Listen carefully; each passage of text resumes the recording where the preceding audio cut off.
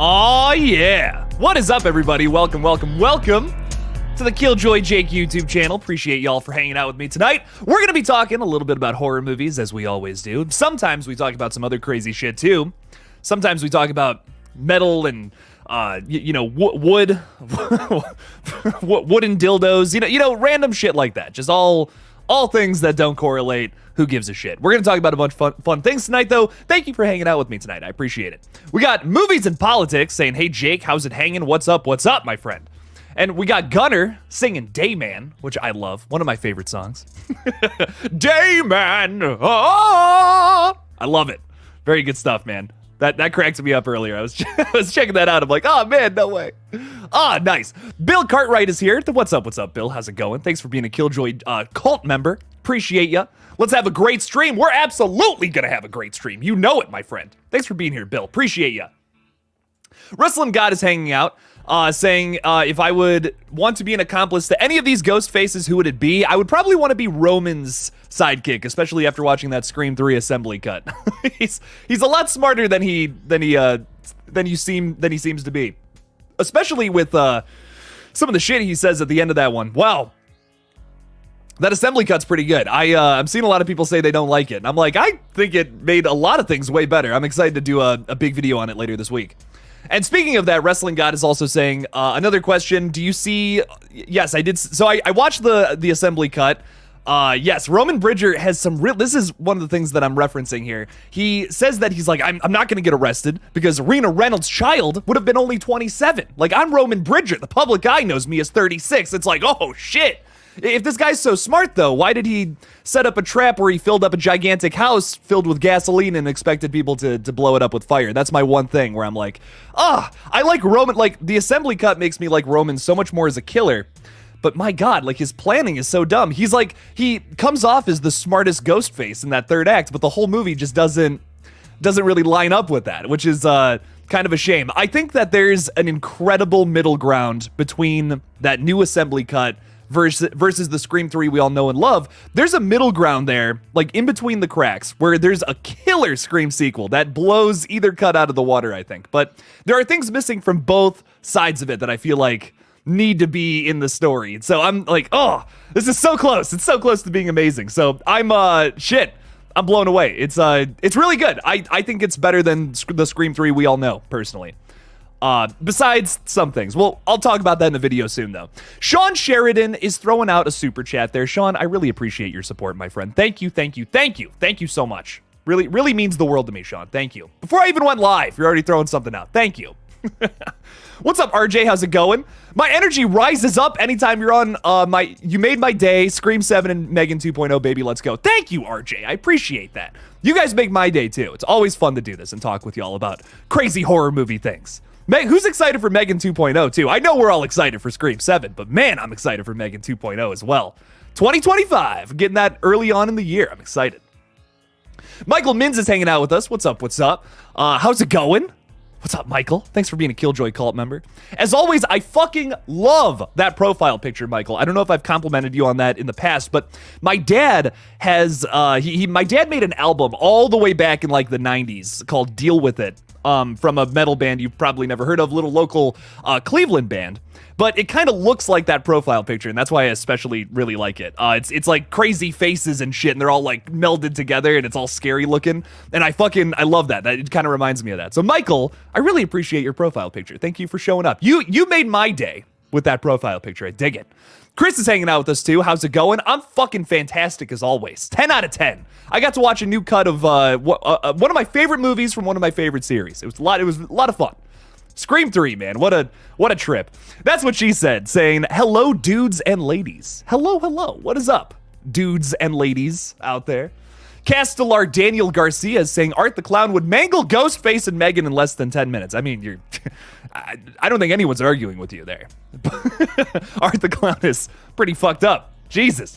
Ethan the Goat's with us too, saying, what would you think if a Ghostface dies mid-movie in 7? It could give a double motive in the ending, leading to more pissed off killers in the final act. 3 killers, but 1 dies, leading to 2 in the final. I say yes to all of that. I think that would have been like kind of killer if they did that in Scream 6. I was kind of really hoping that's what would happen. Like, one of them, someone dies or something, and it's revealed, oh, they were the killer this whole time. They were hiding this in their locker or what, I don't know, some bullshit. So they just figure it out somehow. That would be really cool. I'm into that. I think that could make a really interesting like twist right in the middle of the movie. And we've been kind of getting those in Scream 5 and 6. There's like crazy little like deaths or something where you're like, what the fuck is going on? That's nuts. So something like that would be great. Mr. Rick is throwing $2 out there. Thank you so much, Mr. Rick. I really appreciate that. And I just, once again, another profile picture I just love. The red right hand poster. Thank you, my friend. Thank you. Wooded, what? Oh my. Well, listen, we sometimes start streams talking about wooden dildos. Sometimes that's just how it starts, okay? We gotta set the mood somehow, okay? Mr. Rick, thank you for the $2. And just know I'm always here to set the mood and make it something real fucked up and weird. So thank you. Thank you, my friend. Appreciate your support on all accounts. If it's a badass profile picture, being a Killjoy cult member, or the super chat, my friend, thank you. Thank you. Sarah Campbell's hanging out with us tonight as well. What's up? How's it going, friend? Sarah sent me the coolest shit I've ever one of the coolest things I've ever gotten before, which I wanted to show off tonight. This badass beanie. with my name on it, which is like, what? No fucking way. I'm gonna, Sarah, just for you, I'm wearing it the rest of the stream. There you go. There we go. Yeah. You can see it. Oh, I love this thing. It's so cozy. I'm gonna wear it all winter, Sarah. Thank you. Appreciate you. Lily Daubney is saying, stupid. Roman's plan is stupid. Roman's plan, I was never crazy about Roman's plan. I wasn't, I'll be honest. But after watching that extended cut, though, I'm more of a Roman fan these days. I'm gonna be honest. If Scream 3 looked more like that when I had originally saw it, Roman would have fared a little higher on my Ghostface ranking. I'm a much bigger fan of old Rome's these days, man. And if his plan wasn't like, if he didn't, he has so many dumb setups in that movie. He's like this genius mastermind that we get introduced to at the end, and I just wish that some of his things weren't so like bombastic and over the top. Like if Scream 3 was a dark film, like just tonally darker than the other two movies, it would make a lot of sense. It makes sense for Scream 2 to be campier because of who the killers end up being. The mom of the killer from the last movie, that inherently is a little campy. But Scream 3, watching it again, I'm like, this movie is great when it takes itself seriously, but when it's too goofy, I just can't buy into it. And maybe if everything about the film was really goofy and very scary movie-ish, it would work, but there are moments where I'm like, this is so well done, so well written, and then there are moments where I'm like, it's too goofy. Like, what? You're filling up a whole house with gas and blowing it up? Why is Jennifer Jolie and Gale Weathers teaming up when literally the last scene they shared together, they're beating the shit out of each other? Like, what? There's so many things about Scream 3 that bug me, but then there are other things that are like, this is great. This is like what I wanted from a third film in a Scream, in the Scream franchise. I don't know. It's a very strange film, but I love it. Carter Scotland Allen throwing $2 out there. Thank you so much, Carter, for the support. Saying, yo, name your 5 least favorite horror flicks of 2023. Well, don't mind if I do. Now, I just want to say, I don't really like talking about my least favorite things from any generation, I don't know. I don't like shitting on things because every movie that gets made has some love in it. Truly, it really does. Every movie that gets made, someone is behind that who thinks it's the best thing ever. Maybe, not all the time, but 99% of the time. But currently how I have everything listed, my 5 least favorite, starting from best to worst, was Sick, Last Voyage of the Demeter, Winnie the Pooh, Blood and Honey, The Outwaters, and Knock at the Cabin. Those are my 5 bottom movies at the moment. I just was not really crazy about any of those ones. But I genuinely, this year hasn't been awful. I just think with 2022 preceding it, that was just one of the best years for horror films maybe ever, in my opinion, which is a hot take. So I think I've seen a lot of people say like, 2023 horror is just not as good. It's just not as good as the previous year, which I understand. But there's a lot of big standouts from this year, nonetheless. A lot of things flying under the radar, like Cobweb. If you haven't seen Cobweb yet, fucking blew my mind. Watch that on VOD. I got a review of that coming out, by the way, for Patreon members real soon here. I'm editing it. I'm editing 3 fucking videos at the moment because shit just keeps popping up. It's crazy. But you guys will see all these things this week, hopefully. Fingers crossed. No promises. Love you guys, but it's coming. it's coming. We're taking our times on it. But yeah, those are my 5 least favorite. I'm trying to think what else was on there. Boogeyman is close to the bottom. I wasn't crazy about that one either. Renfield was okay. The more I think about it, the less I like it. So those are kind of towards the bottom as well. But once again, just because I wasn't crazy about them doesn't mean it's like, oh man, these movies suck. That's not what I'm saying. They just weren't for me. Some people loved The Last Voyage of the Demeter. Like I saw a bunch of comments from people who were like, oh, one of the best horror films of the year. And I'm like, I respect it. I get it. It's got a great vibe to it. Like that is its strongest element, I think, is Dracula on a fucking boat. That's great. Cool concept. Very different. Very fun. Maybe not super different because it's part of the original story, nonetheless. But I still really enjoy it. It's a really cool concept, but lots of missed opportunities there. So don't take it that way. Take it as I just wasn't crazy about these. If you loved them, though, all the power to you, my friend. I dig it. But Carter, thank you so much for the 2. And there was 5 movies for you. Thank you, my friend. Appreciate you for being here. Nice seeing you, by the way. Thanks for hanging out. Kevin Ramos is with us saying, just watch the new Cobweb horror movie. Good movie. It was a good movie, Kevin. I liked it. I liked it a whole bunch. I got a review coming out soon. Like I said, I'm super excited to talk about that. Oscar Hernandez, being a Killjoy cult member. Thank you, Oscar. Saying, what's up, Jake? Always looking forward to the yeah at the beginning of every stream. There you go. Just for you, Oscar. I'm not a monkey, though, and I won't do it multiple times. But that one time, I got you. I got you, my man. What's up, everybody? Jerry's with us, too. Jerry, what's up, Jerry? How's it going? You're more excited for Terrifier 3. That's totally fair. I'm very excited for that one. One of my most highly anticipated films just in general from 2024. Cannot wait for it. October 2024 cannot come soon enough. That's what she said, is saying, where can I find the assembly cut? So it'll release with Scream 3 when it gets, when that, like, the Steelbook or whatever gets dropped in October, I believe. I'm not 100% when, like, it'll be available to the public, though. I can't, and unfortunately I can't share it. But it's out, but, like, I believe it's out there. I'm not 100% sure, but it will be out there in October when, the Scream 3 Steelbook or whatever comes out, so it's coming. Lollipop Sanchez is saying, sup, Jake? Is your next I think I know what you're talking about. Yeah, so I'm teasing a new short film that's coming out from old Jake. I'm excited. Very, very excited to make it.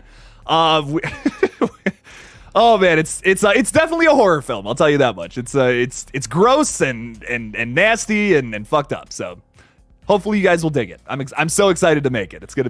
September is gonna be a really fun month. Oh, can't wait.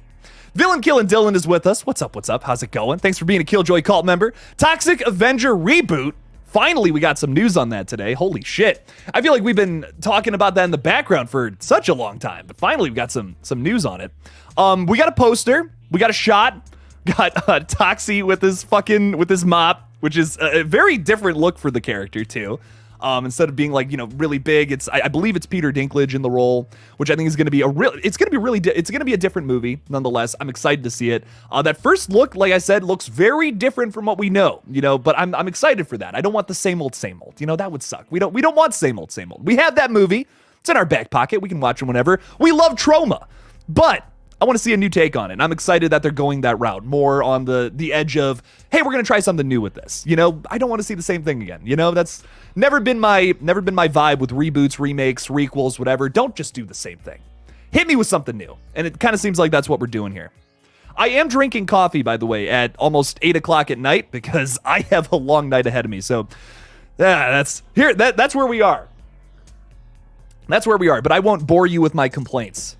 Jake is having a great day, though. Things are great. Lily is saying we never know what's going on. No, you never do. That makes it more fun, Lily. I don't even know what you're talking about. Anyways, the Undead Society is saying, Killjoy Jake, hear me out. I got you, man. Gail is visited by her old camera guy from Scream 2. Joel, my boy Joel. Yes, let's get Joel in there. I'd love that. Then later on in Scream 7, Gail gets a mysterious package with his head in it, and boom, she's the opening kill in Scream 7. Okay, I was with you for the first half there, but man, I don't know about that. Gale dying in the opening scene, I think that would just be like too dark of a tone setter. And listen, I know, 5 minutes ago I just said I wish Scream 3 was darker. I do, but not Terrifier, 7 dark. If it becomes too dark, it becomes something else. And that's kind of where I'm like, okay, we can't push it into that realm. We can't push it to the point where it's just not Scream anymore. And I worry that making it too dark would do that. But once again, with all of that being said, sometimes you need to push things to an uncomfortable space to see what happens. I think there are moments of Scream 5 that do that really successfully, where you have things that feel kind of like, you're kind of on the fence about. I'm not 100% sure if this is going to work or not. But we went there anyways, and now it's almost a controversial subject to talk about Dewey's death, for instance. Something we're still talking about now in 2023, even after the release of yet another film. We're still talking about if that was the right choice or not. And I've always been on the fence about it, but I lean towards I enjoyed that they did that in the comeback film, because it showed immediately that these guys are not here to play. We're not doing the same old with Screams 1 through 4, where we just keep the characters alive, they get stabbed a million times and come back to life. I mean, we did that in Scream 6 kind of, but with new characters at least. At least it wasn't with the same people who have gone through that multiple times before. It was like, no, we're actually going to kill Dewey. That was a statement. That was a hey, we're here to do something different. And I think that's really cool. Once again, going back to my philosophy on sequels, don't keep doing the same thing over and over and over again. It's like, why would you want to see the same movie twice? Why would you pay $15 for a ticket when it's like, I don't know. What's the point? I appreciated that they did something different. I don't know if that was the character to kill, but I get why they did it. Because it's like, this character survived so much. Why... So at some point he's got to die if these ghost face killings are going to happen. I get it. I get where they're coming from, but it is like, this is heartbreaking. I love Dewey. I love Dewey so much, especially like watching Scream 3 again today. I'm just like, God, I love Dewey. I love him so much. He's such a good character, but I get why they had to do it. I get it. I really do. I really do get it. Even in the moment I was like just heartbroken. I was like, what a death. What an emotional death. Hollywood Guy is saying, Jake, hello, Hollywood Guy. How's it going? Welcome to the stream, my friend. Hope you're having a great day. I hope everyone's having a great day. How's everyone's week? How rude am I? I let you into my house. Did I give everyone drinks? I didn't, but I let you into my house and I don't even ask how your day is. How is everyone's week going so far? It is a glorious Tuesday. We have 3 more days until the weekend. We're almost there, everybody. How is everyone doing? I want to know. Leave it in the chat. It's an aggressive, leave me how you're doing in the chat right now. I want to hear it.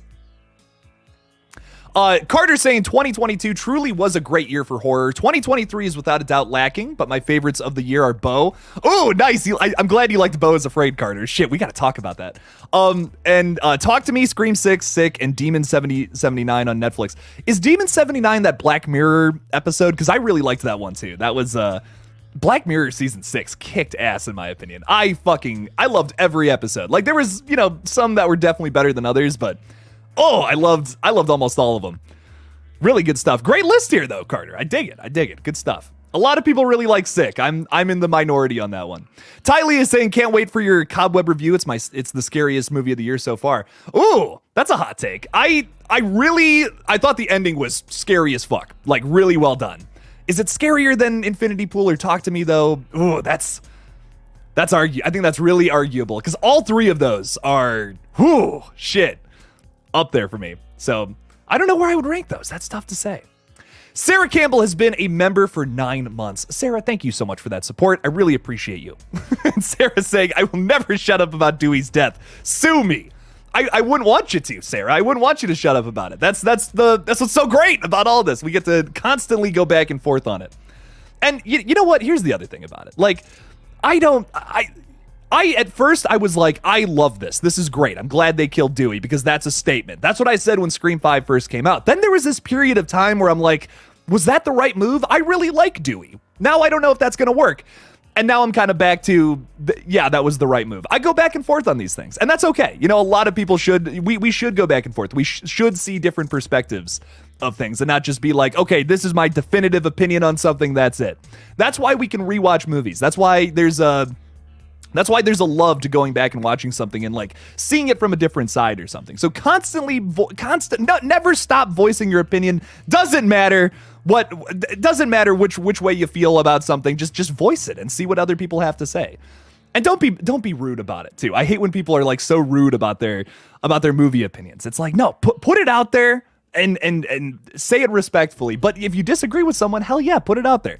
I love talking to people. I love talking to people who disagree with me on certain things like that. I love seeing it from a different side. It's always so fascinating to like hear like, oh, you didn't like, this was my favorite part of the movie. Why didn't you like it? Like, it's like, ooh, that's fascinating. So keep talking about it, Sarah. That's what I say. It's my advice. And thank you for the support for 9 months, my friend. Thank you. Thank you. Thank you. This beanie is so fucking warm and I love it. Thank you again, Sarah. Really appreciate you. We got a few more friends hanging out with us tonight. What's up, everybody? David Santa Carla saying, you get to choose one guy who lives from Halloween Ends, Corey to carry on the torch, or old sick Michael, who's it gonna be? What other story could we tell with Corey, I guess is my question to that. My rebuttal. I mean, you can make the same argument for Michael. You know, he's old, he's sick. Like, what's more for what more is there for Michael to do? We've got to get a younger guy in there. You know, we got to get younger Corey to run around and take the helm. I get that. I do. It's not as mysterious though. Corey would be a great Ghostface. Like Rowan Campbell playing that same character in maybe a Scream film, that totally works. I get that. I get the appeal there. But I just don't feel like it works for a Halloween film. That's kind of my thing. I could see maybe Rowan Campbell playing a Ghostface at some point in the future. That makes sense. But I think if we're going to make another Halloween film, like theoretically, once again, we're just talking not talking realistically. We're talking theoretically here. To continue past Halloween Ends, what happens next? Well, Michael's dead. They made a statement with that movie to kill Michael. But does his essence live on? Maybe so. Maybe we do and some people won't like to hear this, but that's okay. Maybe we do a Jason Goes to Hell thing where Corey dies in the opening scene of the next one and passes the essence of evil or whatever to the next person. And it's like a bouncing thing. Just keeps bouncing from person to person. If I was put into a room and said, you can't get out of here until you write a sequel to Halloween Ends, that's kind of what I would do. And just try to do like Jason Goes to Hell, but better and just not as, I don't even know what my biggest criticism of Jason Goes to Hell is. It's not a bad film. It's just we don't see a whole lot of Jason. That's kind of what makes me sad about it. It's mostly worm Jason bouncing from person to person. So there you go. Can we find a way to get around that and make something fun out of it though? Tough to say. It's a tough thing to say. I would attempt it though. That would be the route I would want to go down. Just try to find a better way to do it. So I would say Corey, but with stipulation, with all of these other things in mind. Because yeah, Michael's dead at the end of Halloween Ends, bro. That's a statement right there to throw him in a fucking meat grinder and have the whole town ship him out there and carry him like he's body surfing into the thing. Come on, that's a statement if I've ever seen one. Melissa's with us too. Howdy hey, what's up? Darth Gutierrez, I think I'm pronouncing that correctly. What's up, my friend? How's it going? Thanks for being a Killjoy Call member. Appreciate you. What's going on with some of the other people out here? What's up? We got Hollywood Guy throwing $5 out there. Thank you, Hollywood Guy. Appreciate that. Saying, Jake, do you feel that if you bring back Sydney and you know who will lessen the franchise, and if you do bring them back, you have to spend a lot of money? Hang on, let me go back to Jake. Do you feel that if you bring back Sydney and you know like she will lessen the franchise? Is that what you're kind of saying?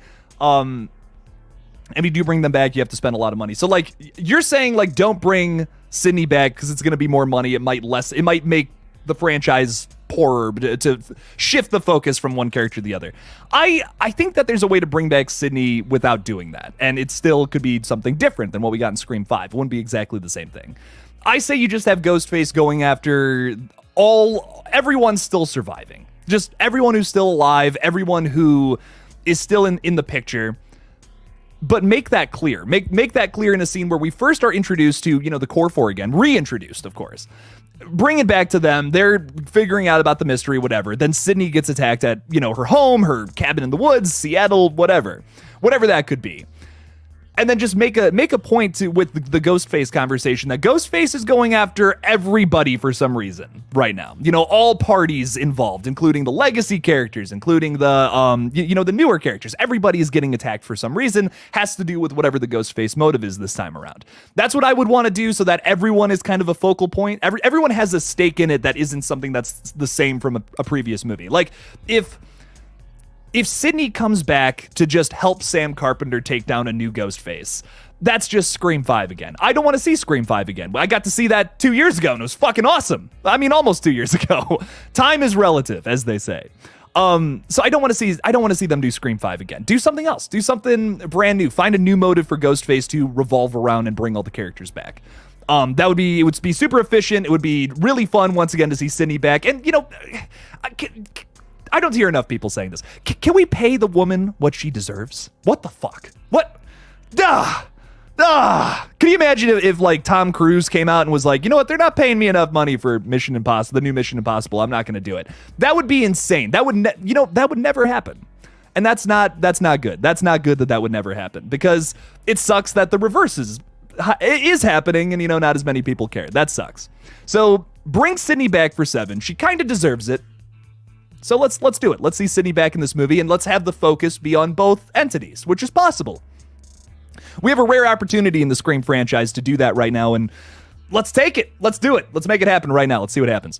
Hollywood Guy, I appreciate the $5. I think if we just shift the focus to the legacy characters entirely and forget about the new characters, a lot of people are going to be like, what the fuck? So don't do that. But get everyone involved in a way that feels original and fresh, a new way we have not tried in the previous 2 films. That's my number one route at the moment. But Hollywood Guy, thank you for the $5, my friend. I really appreciate the support. Thank you. Movies and Politics is asking a great question. What should happen if the next Saw movie is set between 2 and 3? I mean, that's a possibility. That is oddly a possibility, which I'm on. Is that too much? You know, are we milking the beginning of this franchise too much at that point? Maybe, but let's see how Saw X is, and then I'll come back to this one. So give me like a month and 2 weeks. Give me a month and 2 weeks, and we'll come back to this one, Movies and Politics. I will, because if Saw X is good, then maybe I want that movie. But if Saw X is, then I don't know. But I'm expecting it to be good. I think it's gonna be a banger. But we'll just have to see. Mr. Rick has just upgraded to the Freddy tier. Mr. Rick, thank you so much for that support. I really appreciate you. At the Freddy tier, by the way, you can hop on the podcast and co-host it with me. You get to pick the topic as well. So if you want to do that, hit me up, message me. We'll make this happen. I have a few folks who have just upgraded to Freddy, and we're gonna be doing some new podcasts with. I'm really excited. I love doing this, like every month with new people, so it's great. We have a lot of podcasts in the works, and you guys will see those every Monday as long as I'm able to edit them in time. Because Jake's got some crazy shit going on. It's fun. It's so much fun. I love this. It's great. Two Boys and Their Scary Pops is saying, Jake, will the future of horror movies be more about prequels, you think, or will we see some originality and new horror characters on the horizon? Well, we already are seeing new characters. We are seeing this. And I think with what's going on in Hollywood right now, the shift is once again going to change once this strike is hopefully over soon and, you know, all the demands are met. You know, fingers crossed, of course. Rooting for the WGA and SAG here, of course, without a doubt. So I think when that happens, you know, the focus of Hollywood is going to shift. We have studios coming out right now saying crazy things like, we just want to focus on like IPs and franchises and nothing else. And, you know, things that are already established, we don't want to focus on new things. That's ridiculous. Like, listen, sure, you make money on some of these things, but let's look at a little thing that happened last year with Smile and Halloween Ends being like in theaters close to around the same time as each other. Smile made $200 million. That is an original IP based off of guys, like some random guys, little short film. That made $200 million. It's a banging movie. It's a great original. It, you know, definitely borrows some things from other established horror movies, but what doesn't? Like, what movie hasn't done that, basically? Like, come on. Something is always just something with something else at the end of the day. So I loved Smile. I thought it kicked ass.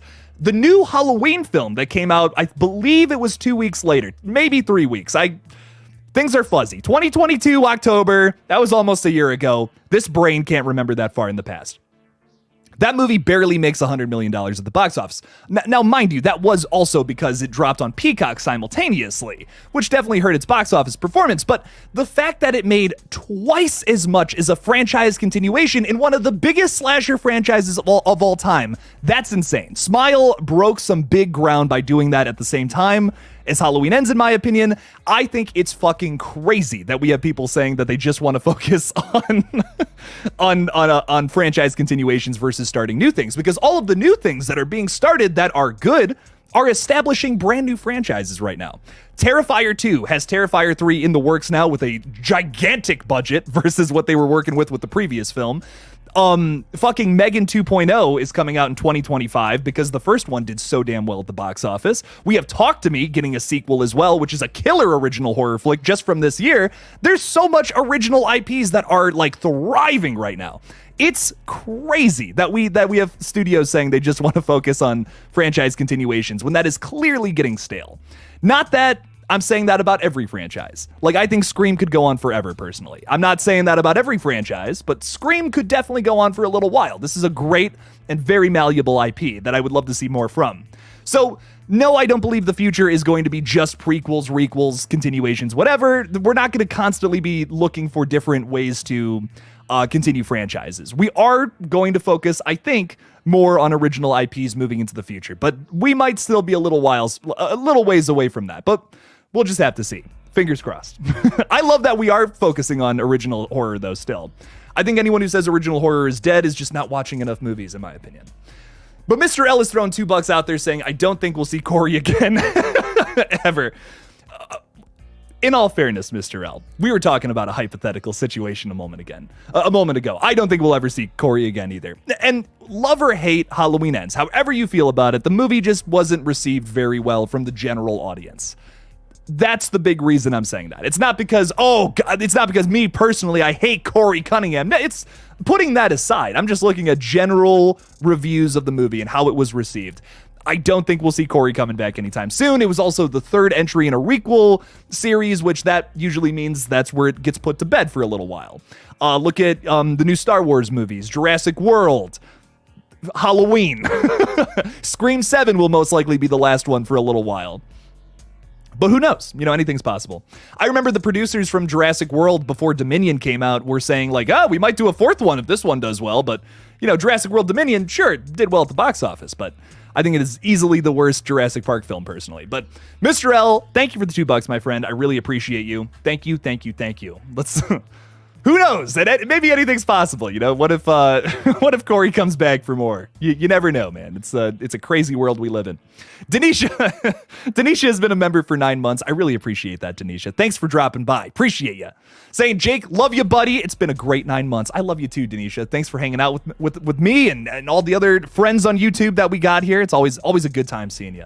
Thank you for hanging out. Appreciate you. And thanks for the support for 9 whole months. That's crazy. It's awesome.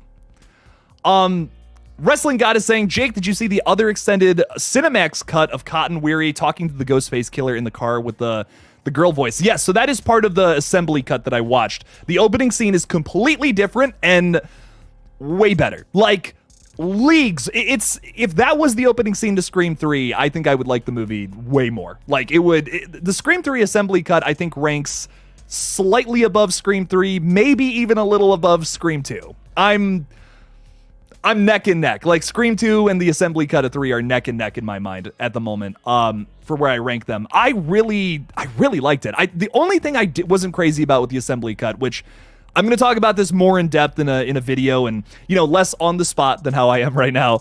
I just wasn't crazy about the climax. They cut out one of the coolest things about the climax to Scream 3 in favor of doing something else that wraps up just a little too quick, but we do get to learn more about Roman's plan and like some of the things that he did, which you know, we've already talked about, Wrestling God, which I really liked about it. But man, I think that opening scene is leagues better because you don't get to see something that you get to see in the original Scream 3, which is like, this is so much better. Like the whole time I'm just like this, I'm just writing down every reason why I'm like, this is better, that's better, and that's better. Oh my God. Fuck. If Scream 3 started this way, I think this would be one of my favorite sequels.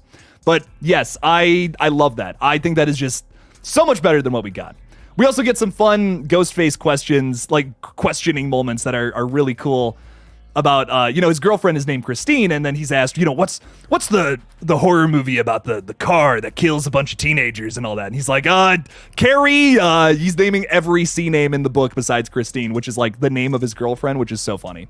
But I really enjoyed it. I thought it was really fun. It felt even more screamy than the original opening is. So I'm so excited. So excited to finally talk about that. It's going to be great. I failed to mention a minute ago, but a bunch of people were just buying Killjoy Jake memberships, and I really appreciate you guys. Thank you. Or did I misread that? Yeah, no, it was just... Shit, it was just Mr. Rick. Thank you so much for the gifted membership, my friend. I really appreciate that. That was given the Lighting Ghost. So there you go, Lighting Ghost. There you go. Check that out. You'll see a little you'll see a little review video on Cobweb coming soon here for that.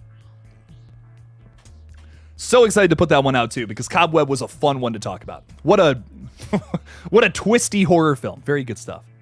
And Sarah's sharing the link there. If you want to check out any of the podcasts I've already made, very good stuff. Me and Sarah did one talking about 90s and thousands horror movies. That was a fun conversation. Really good one. So yeah, go check it out to kind of see what it's going to be all about if you're interested. You get to pick the topic as well, and we'll just talk. It'll be a fun time. It's always good talking about horror movies we love. Ty Lee is saying, has anyone found Deadstream on Blu-ray? Really want to watch it, but it looks like I'm going to have to rent it from YouTube. So I was able to find the... Steelbook. I couldn't think of that. I was able to find the Steelbook online, or not online, at Walmart. If you go to Walmart, I know they have them. You might be able to find it on the Walmart website, though, with that being said. So that's how I own it. That's how I got it. So check out Walmart, because sometimes it's weird. Walmart typically just has like DVDs, sometimes Blu-rays, but every now and then they get like an exclusive like Blu-ray or 4K Steelbook set. So check out Walmart. That's where I found Infinity Pool and Deadstream now. So that would be my recommendation. Not sponsored, by the way. I gotta be careful and make sure to say those crazy things. Two Boys and Their Scary Pops is throwing $2 out there. Thank you so much, Two Boys, for the two. Saying, think Jessica Roth will be the Scream opening kill. I would, if I was a betting man, which I'm not, I would put a lot of money on that. Considering Radio Silence's approach to the Scream 6 opening and how that looked, I would say yes, they're probably going to do that. But here's the other side of that, right? We have Samara Weaving in the opening scene. We all knew it was, we all knew from that fucking, that shot that came out when she's on the phone in the dress. We're like, yeah, okay, she is definitely, without a doubt in my mind, going to be the opening kill of that movie. We all knew that going into it. But what we didn't know about the Scream 6 opening is that we were going to get a ghost face reveal right from the get-go. It's like, what? Oh, shit.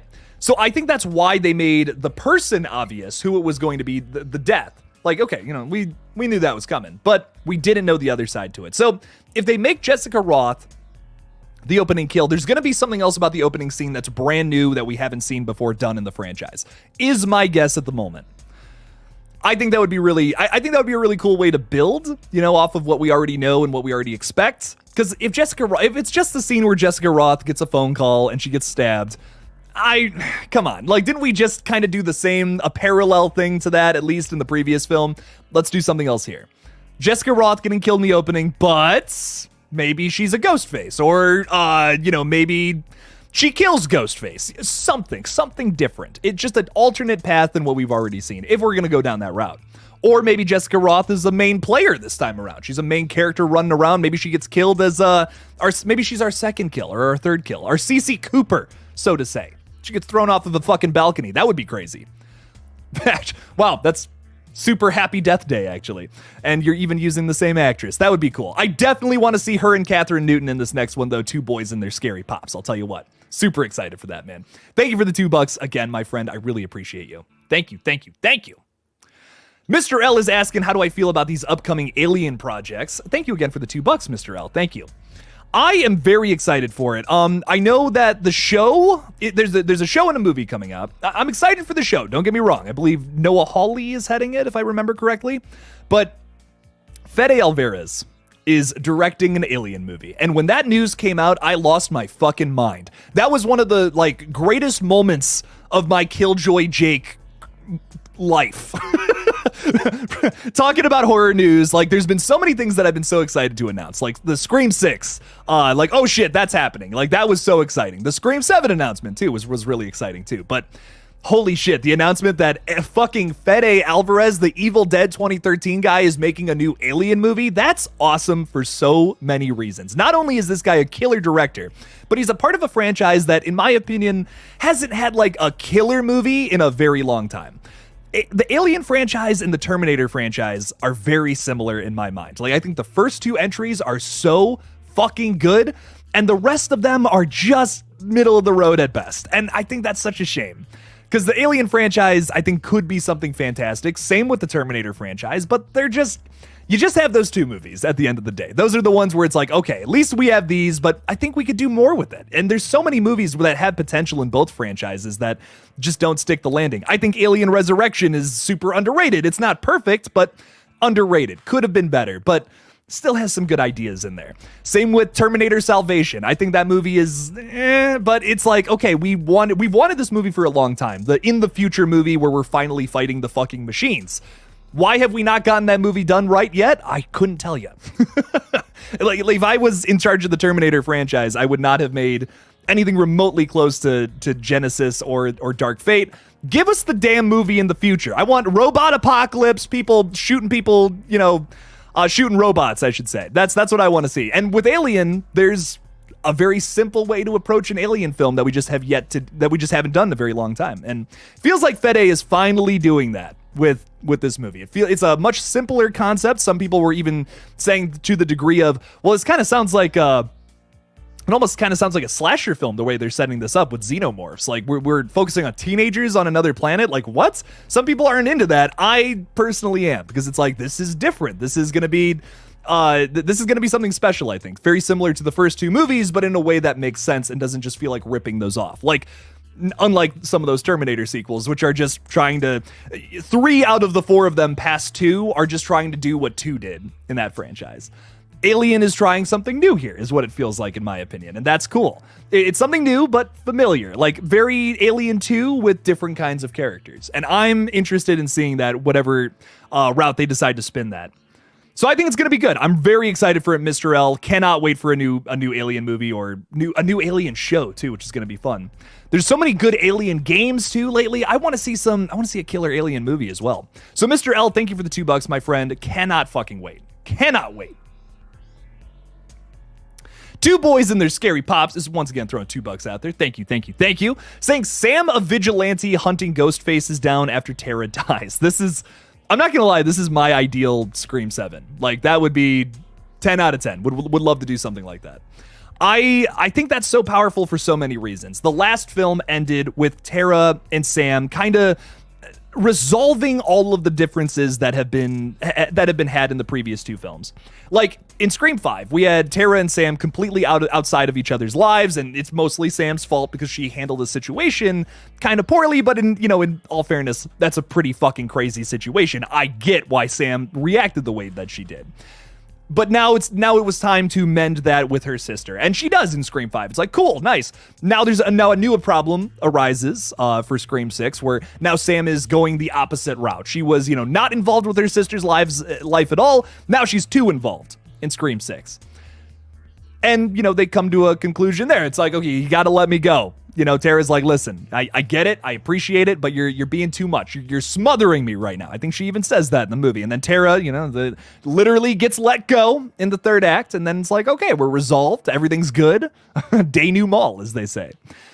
But now, I feel like there's not really a whole lot to go with that relationship. What else can you... I'm sure you can find something. You can. But we've done both ends of the spectrum of the extremes. Not being in someone's life at all, being too involved in someone's life. We did the opposite, the inverse. So what do we do now? What happens next? There's no more inverses we can play with. Can we come up with something else? Sure, we could, of some struggle that these two characters are having. Or you could kill one of them to completely start off the plot of the next film, and then Sam is hunting down all the people that were involved with her death, kind of going Ghostface herself, but with good intentions. But, once again, murdering people is never really the right thing to do. So I think that would be a really fun movie to see, frankly, because it would just be a little more personal with the Ghostface sides of things, and it would kind of question morality, which is something I've always wanted to see this franchise do a little more. is just seeing things from a Ghostface's perspective, who you kind of want to root for, but you also kind of don't. Like, it's like, at first you're like, well, I'm rooting for Sam. She was the final girl in the previous 2 films, and she had her sister, her sister got killed. That's horrible. Yeah, of course I'm rooting for Sam. But as the movie goes along, maybe, she starts to go further down the darkness route and starts doing things that's like, I don't necessarily know if I agree with that. That would be a really fun movie to watch, I think, and it could still have all of the Scream tropes that we all know and love attached to it. But that's just my thoughts on that matter. I'm all about it. I have talked this idea to death at this point, so I won't focus too much time on it. But my God, nothing would make me happier. That would be such a cool route to go. It's been set up through the previous 2 films. It wouldn't be like an out of nowhere thing at all. So I'm here for it. That would be a crazy opening to 7. Tara dies, and then Sam is just hunting down all these internet ghost faces. That's a killer idea for a movie. 2 boys and their scary pops. Thank you again for the $2, my friend. Thank you. Okay, Darth, you enjoyed all the films after T2. No, that's all good. I want to let me hear why. However, Dark Fate is probably the most the one you like the least. That's yeah, Dark Fate's probably my least favorite too. I'm just not crazy. Like Genesis and 3, I'm especially not crazy about. They feel very in the same vein as 2. It just feels like they're trying to recreate. They're trying to capture that lightning in a bottle that second one had. But it's just impossible. Like, that movie's so good. It's just, you can't recreate that perfect magic of that second film. That's like possibly the best action horror film ever made. I think it is. I don't think anything even comes close to Terminator 2. I mean, like, Aliens, I could see being action horror. I think it leans a little more towards horror, though, even though it's got the action side of it, too. But it's fucking scary, man. All those xenomorphs in the ceiling and shit. Ugh. It's a scary scene, man.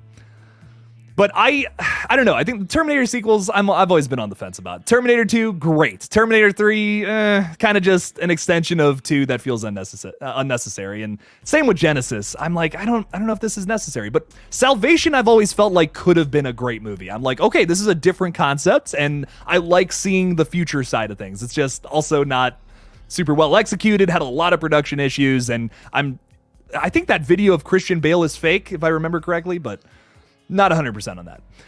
Carter Skyland Allen is saying, will you die in a film of mine? Yes. I've been writing a script for a shark slasher film, and I'm looking to shoot closer to 2030. You down to get gooped? Shit, that's like so far in advance. that's like 7 years away. I mean, I'm down in 7 years if that's something that's on the radar. But what if you're doing it, sometime next summer or something? Hit me up, man. Yeah, let's make this thing happen. I'm down. Shark slasher, fuck, that sounds crazy. Let's see what happens. 2030. Oh my God. Damn. My man is planning this shit out. I love it, Carter. Very good stuff. Hollywood Guy's throwing $2 out there saying, Jake, did you like the new Texas Chainsaw game? Fuck, did that come out? Oh my God, why is Jake so behind on everything? Oh, Texas Chainsaw Massacre video game, 2023. It is August 18th. Okay, August 18th. That comes out. It's at the end of the week. No fucking way. Sick. Okay. I will try to get this. Maybe I'll try to get this and play this on stream at some point, maybe this weekend. That would be really fun. I really want to try this one out. Get my if there's any other Freddy tier patrons who want to play that with me, that could be a fun thing to do. That could be cool. Shit. Maybe I'll do that. That could be fun. I'm down for it, Hollywood Guy. Yeah, I got to try it out. Got to make it happen. Oh, you played the demo. Okay, you got it. No, you're good. Hey, Hollywood Guy, you're good. Don't worry about it. It's all good. I'm super excited for it. I missed the demo as well, but I'm so fucking excited to play this at the end of the week, man. This is gonna be a fun one. It looks like very in the same vein as like what the fuck is that called? I want to say In Search of Darkness, but that's the fucking Dead by Daylight. Very in the same vein as like Dead by Daylight. You're getting chased by the family, but the portioning is different. Like how many, like what the teams is going to be.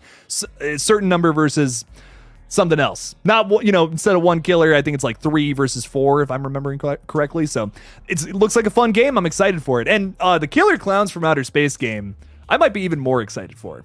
That looks really fun. And maybe it means we finally get a fucking sequel in that franchise, too. Ugh. Come on. Bring on the Killer Clowns. Bring in the clowns. Thank you for the $2, Hollywood guy. I really appreciate it. Oh, I want to play that game so bad. I want to play both of those games so bad. I still haven't played the fucking Quarry, man. I just haven't had time for video games. But I love them. Oh, God, I love them. So much fun. Haunting You is throwing $10 out there. What's up, my friend? How's it going? Saying Jeepers Creepers needs a true gritty sequel. Something of a motorcycle gang riding to a rally and stop in an old dusty town on Route 66. One of them sees something entering an old mine shaft in the hills. Ooh. That's a cool setup. I like that. That's pretty fun.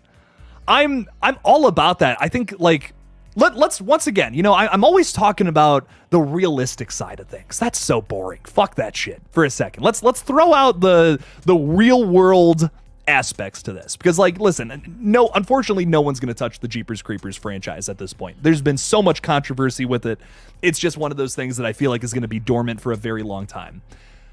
But let's say if we were to get a sequel at some point in the future, this would be a cool way to do it. Because once again, you're already introducing a different set of characters going up against a familiar monster. That would be the way to approach it, in my opinion. That would be fun. That'd be really cool. And you're doing the whole, like, the road weary traveler vibe to it that I really like. Especially about that first movie. Like, you have, like, the kids who are on the road and they see something really fucked up, and then they go and investigate. And it's like, oh, I don't know about that. That was a bad move. And that's cool. I love that. But this makes it even more interesting. You have a different dynamic, different kinds of characters that would make different decisions. Where does it go then? I think protagonists in a story can lead to more horror than even the villains sometimes, depending on their decision making.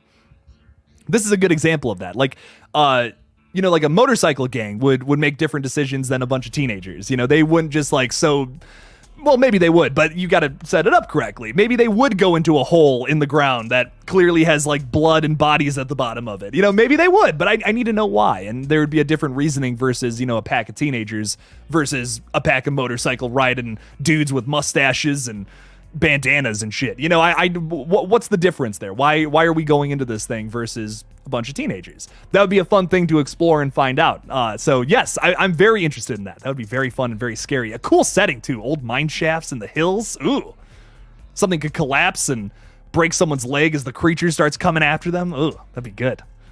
Starts ripping body parts off of him and replacing his own. I love that shit. That's awesome. Creeper's such an underrated villain. Love him. Haunting You, thank you so much for the $10, my friend. I appreciate it. If you've got to keep me updated on if you got your Scream 6 Steelbook or not, by the way. I got to know. Got to know if it's out there yet or not. I think it's supposed to come at the end of the week, if I remember correctly, but can't remember. Went to the post office last week and hopefully it's there. Hopefully it's on its way. Haunting You, thank you for the $10, my friend. I really appreciate you. Thank you.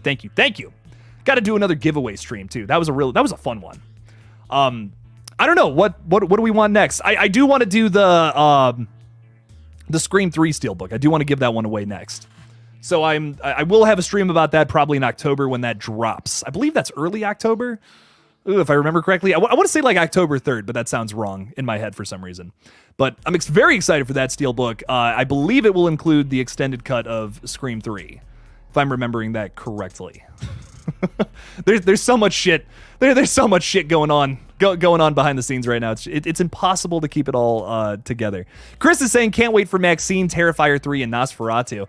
Very excited for Nosferatu, man. Oh shit. That is coming from Robert Eggers and doing another like period piece kind of film from him, because that's his bag. That's his bag, baby. All three of his movies so far are period pieces, and once again, going deep into that with Nosferatu will probably capture the vibe of the original film versus like some of the remakes that have been had in that one. So I'm really excited for it. I can't fucking wait. Who is it? Bill Skarsgård that's going to play Nosferatu? Like perfect fucking casting. That's awesome.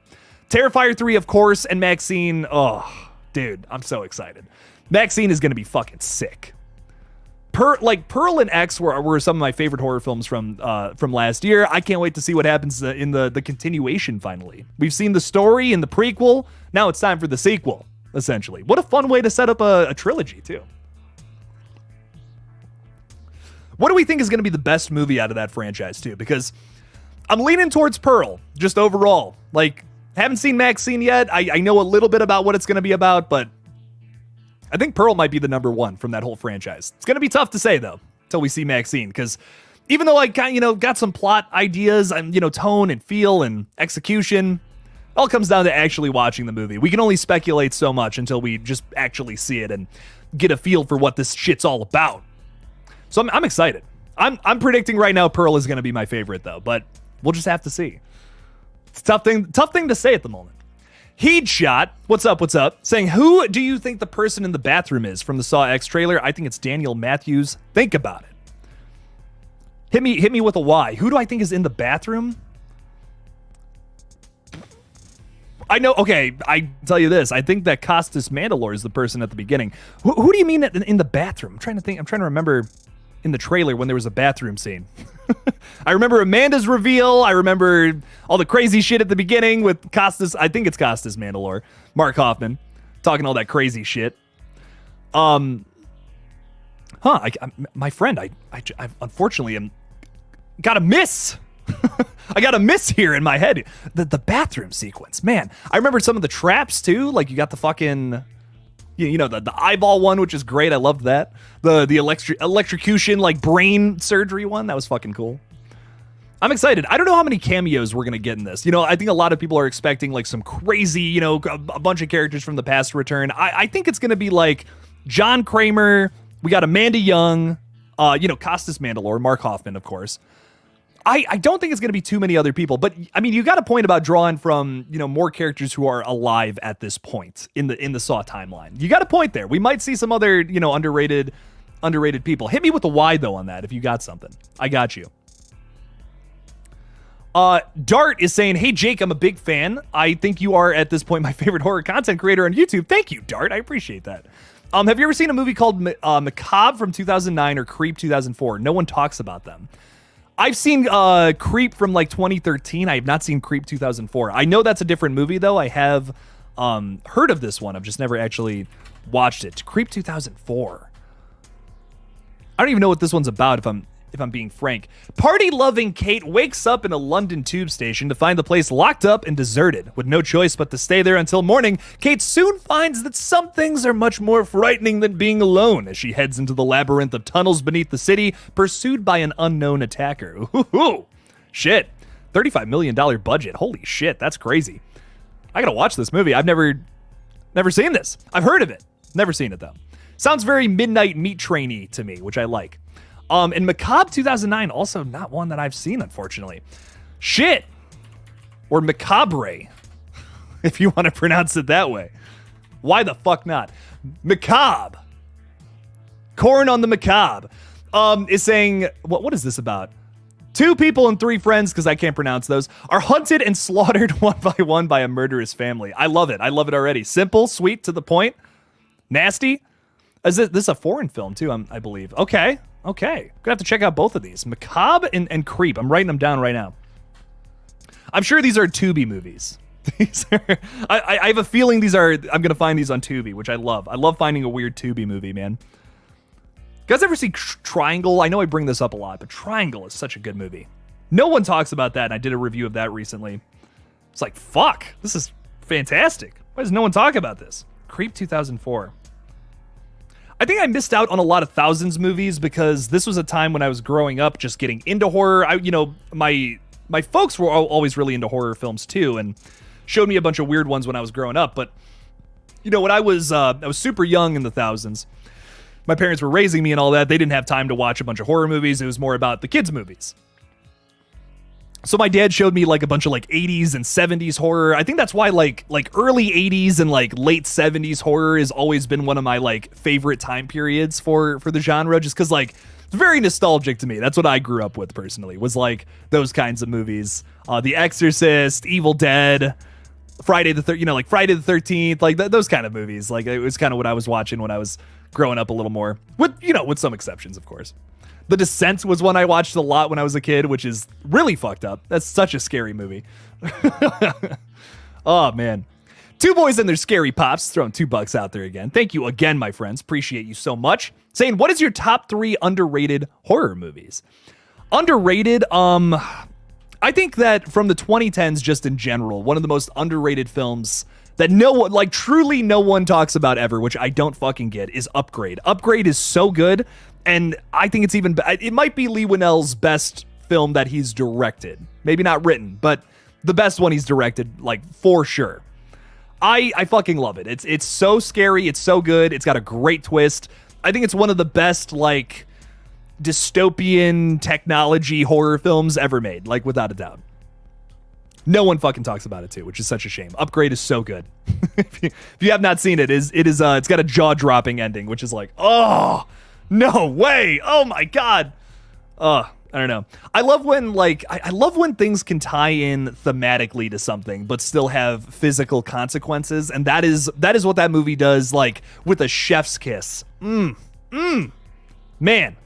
That movie tickles every little itch I have as a human being who's looking for a good horror movie, especially one that's got like dystopian and technology Black Mirror vibes to it. It's done very well. Really like that film. Two more though that I feel like are super underrated. Triangle 2009. Fuck, I'm sorry. You've heard that recommendation already, but holy shit, such a good movie. And you know what? Fuck it. We were just talking about Creep as well. Creep is underrated. Creep 2014, 2013, whatever. That time period. You know the movie I'm talking about. Killer movie, super underrated.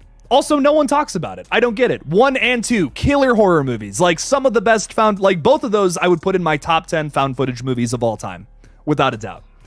I think both of them are so scary and so, like, so real. There's no supernatural element to it at all. It is just you're just following a serial killer filming a bunch of crazy bullshit that he does in both movies. They're so simple. They're so, like, typically very small casts, both films. I think the first movie only has 2 people, like, just in general the whole time, except for a voice role later on in the film. And then the second movie has like a slightly larger cast, maybe 4 characters in total, but that's it, It's crazy. So I don't know. Love those movies so much. So good. I would also recommend Rec, like that whole franchise, the Rec Record. I just call them Rec, but it's REC. That whole franchise is so good. Foreign movies, so you're going to have to put on the subtitles, but it's worth it. I know. Listen, everyone's like, Jake, I just don't like to read when I watch movies. Just get over the subtitle thing. It's a hurdle, okay? It is. I'll admit that it's a hurdle, but get over it. Trust me. So many good foreign horrors. That's a tough thing to say 3 times fast. You try it. But really good movies. Lots of really good horror out there. You just got to dig for it sometimes. Unfortunately, you always do. But 2 boys and their scary pops. Thank you for the $2, my friends. I really appreciate all of you.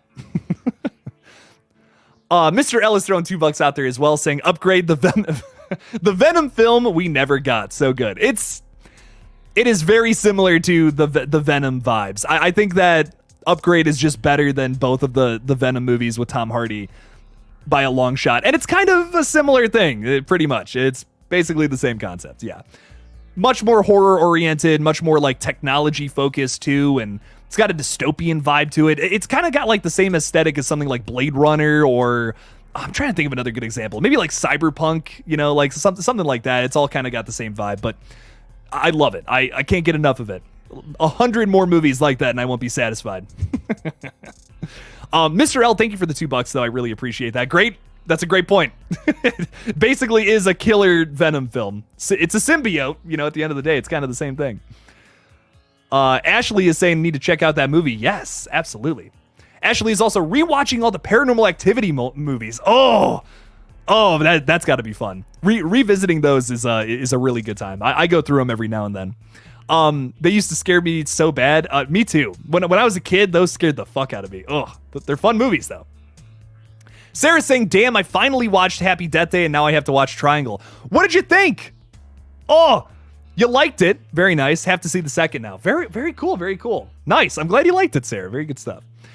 The second one is, a bit of a step down, but still good. Still very enjoyable. Yeah, I liked it. I think it's a little, Happy Death Day 2 is a little overhated, in my opinion. It's not, not a masterpiece by any means, but it's good. Still really enjoyable. Really fun.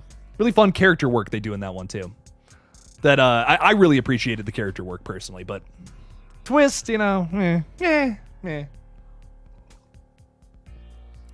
solid nonetheless. I had a fun time. Yeah, Ashley does not like the second one at all. That's fair. That's fair. It's a definite step down from the first one, but I was like, okay, that was fun. It was silly. It was a silly time. What a silly movie. Lollipop Sanchez bringing up an obscure one here. Shin Godzilla, good horror film. Absolutely. A killer kaiju movie, too. Definitely a little more focused on the human story in that one, but I think it's to its aid. There's not too many Godzilla films where I'm just like blown away by the human story, you know, with many exceptions. But that's a good one. I really liked it. Like socio-political and all that. It's got a lot to say.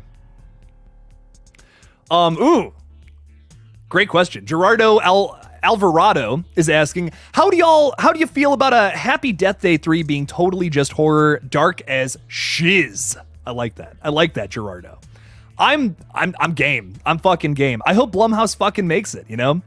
I think the big worry there is that, you know, Happy Death Day 2 lost a lot of, didn't lose money, but just made like significantly less than the first one.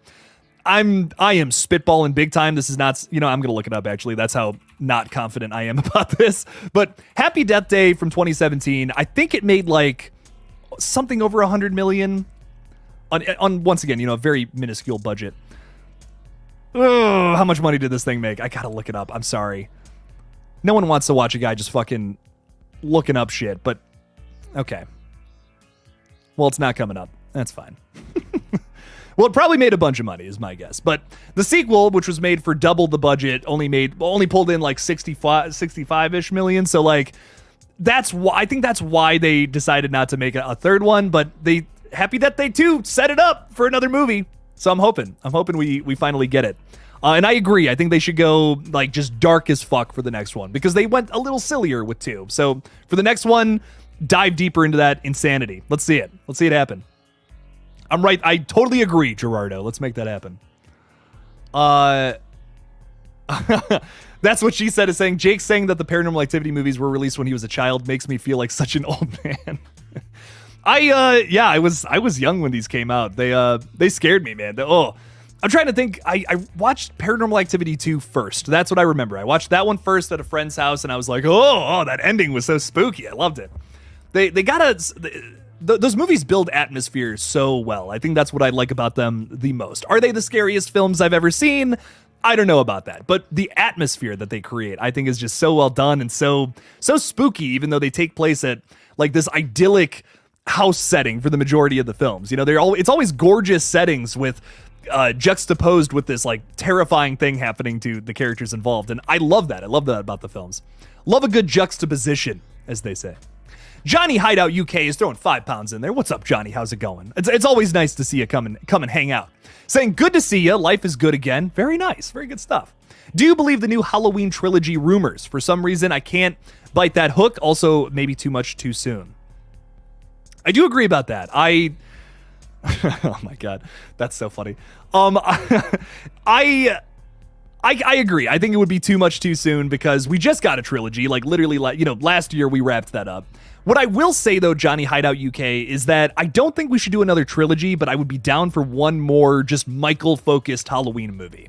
Don't try to set up this big thing, this big long story. Just give us one singular movie, which so many fans would flock to, in my opinion, if they decided to actually just make it. And what I mean by that is that they should make a movie that is 100% centered on Michael Myers. Brand new story, no continuation to past movies or anything like that. Just Michael Myers in the 70s during Halloween time breaks out of, the fucking insane asylum. That's it. Just the breaks out of the sanitarium and we're killing people in Haddonfield. New people, not Laurie Strode, just a brand new story. Michael Myers running around killing people, essentially. The people who disliked Halloween Ends would flock to the theaters to see that movie, in my opinion. They would make so much money if they made one more film where it's just Michael-centered, no big story that they're trying to set up. Just make one more movie. They'll make a bunch of money. I'm telling you. It would work. Look at Saw X right now. Saw X is living proof that this would work, in my opinion, because what did we do in the last movie? No Jigsaw. And didn't make a whole lot of money. Now we're bringing Jigsaw back, and people are losing their fucking minds. Whether you're excited for it or not, seems like overwhelming majority, is very excited for the film and can't wait to see it. So if they do this kind of like back to, throwback to the original aesthetic kind of movie for the next entry, I think it'll make a bunch of money and, we'll see Halloween be not only profitable again, but just like, another killer continuation that I would be totally down for. I pitched my idea for what I think they should do for a Halloween movie in a video not too long ago, man, maybe a month ago, I want to say, but that's As far as the rumors go, though, is this actually happening? I don't know. Probably not. What I'm pitching right now is very experimental, which is pretty like, ooh, like would they do that? I don't know. It's a risk. However you look at it, it's not a surefire thing if they were to do something like that. Especially because we just got 3. Like you said, it would be too much too soon. Would it be? There's definitely that counterbalance to what I'm throwing out there. So. Not 100% if it's actually going to happen, but I think it would be successful. In my mind, my young, limited mind would say maybe. But Johnny Hideout UK, I do really appreciate the support. Thank you, my friend. And if we do get another Halloween film, I just hope it's good, whatever it is. Even if it's a completely, wildly different concept from anything I've pitched, if it's good, and in majority of us enjoy it, I'm here for it. Fuck yeah. Let's make it happen. Johnny, it's always good to see you on the streams, my friend. Thanks for hanging out with us tonight. Thank you. Abacus Stabacus is saying ketchup check. I got a whole glass of it right here, my friend. I'm always sipping at a little bit of ketchup. You know it. That vinegar keeps me going. Get that vinegar and tomato paste in my mouth. Let's make it go. It's getting weird. It's already getting weird. We're an hour and 10 minutes into this, and it's already getting weird. I love it. Perry Moberg's throwing $5 out there. Thank you, Perry. Really appreciate you. Thanks for being a Killjoy cult member too, Perry. I don't say it enough. This Perry guy, pretty cool person. Thank you. Thanks for being here. Saying, I don't know if I've asked you yet, but have you seen Society from the 80s? Oh, fuck yeah, I've seen Society. Remind me of some Cronenberg body horror. I love a good shunting, my friend. That is what I will respond to that with. What a movie. What a fucking movie. I'm blown away. I'm blown away by this movie. I'm almost speechless because I don't even know what to say about it. It's one of those films where it's so bizarre and weird. I can't believe it got made, but I'm happy it did because it's one that I enjoy to this day. A very weird film that needs a remake. And I want to, you know what? Fuck it. I'm writing it down. I'm putting it on the calendar at some point. I'm making a video pitching my idea for a remake to Society. I don't care. I'm pitching it because I think there's a director out there that should do it, that could even do it better, in my opinion, and it would be something truly remarkable, and maybe one of the best horror movies ever made. Society remake.